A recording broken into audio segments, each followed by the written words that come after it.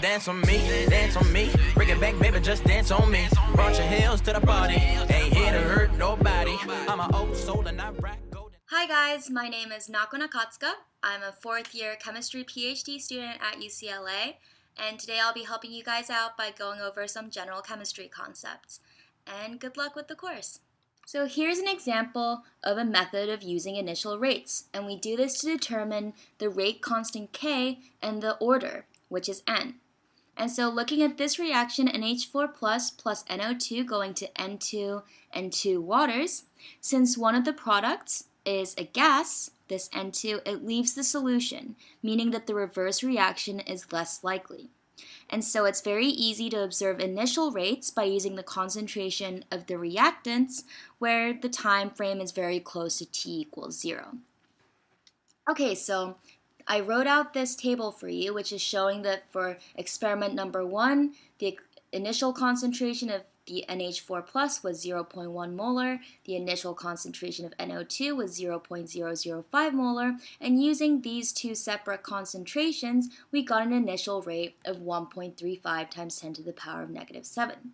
For experiment 2, we used a different concentration of the NO2 minus while keeping the concentration of the NH4 plus constant, and we see a different rate. Same with experiment number 3, we doubled the concentration of the NH4 plus, kept the NO2 minus concentration constant from experiment 2, and observed the rate.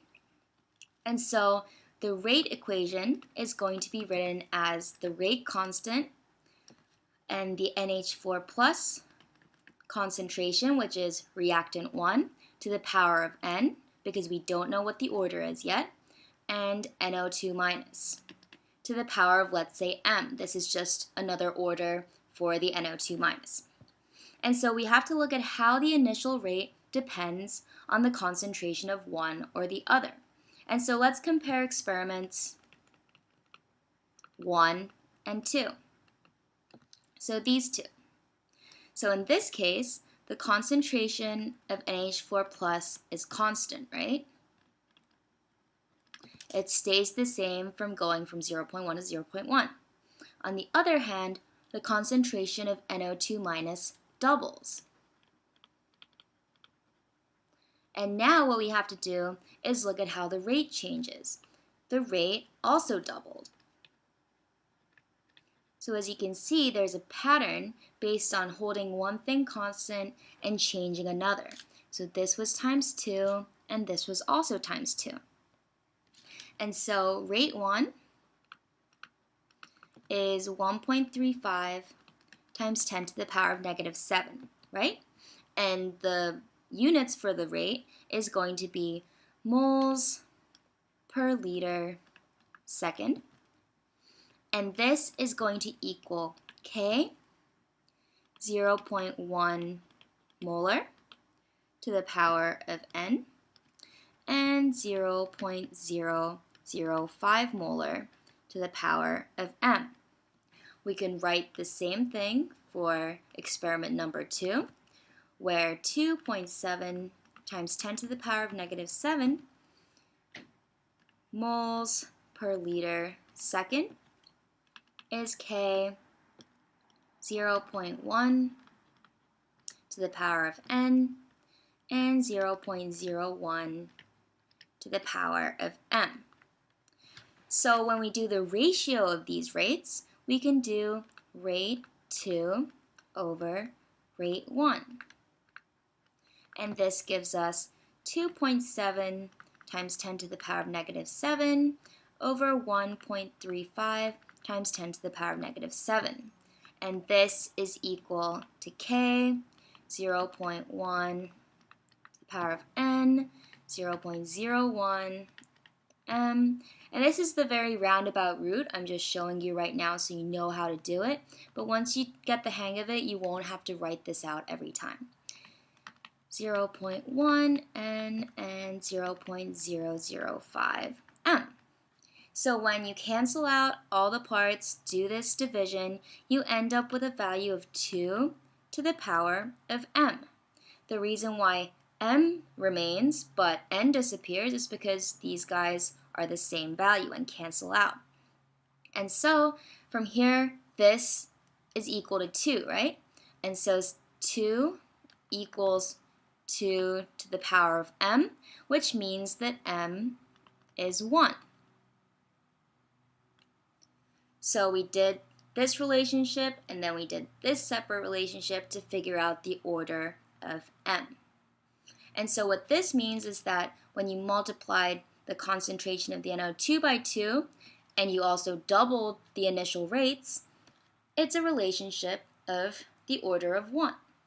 So now let's do another 2 different experiments so that we can figure out the order for n. So now let's look at experiment 2 and 3. So in this case, the initial concentration of NH4 plus is doubling, but the initial concentration of NO2 minus is held constant, and we see that the initial rate also doubles. So this is the same exact relationship as what we had for experiment 1 and 2, right? So we found out that m was equal to 1 before, and now we know that n is also equal to 1. So the key when trying to solve these problems is to hold one of the reactants constant so you can see how the rate changes when you change the concentration of the other. And so you do that for both sides, where in this case we can hold NH4 plus constant, change the concentration of NO2 minus. For the latter 2 experiments, you hold the NO2 minus concentration constant and change the NH4 plus concentration in order to individually determine the order of each reactant. And so the overall reaction order is the sum of n plus m. So since n was 1 and m was also 1, this is a second order reaction, which is determined from the overall reaction order. And so this rate can be written as K NH4 plus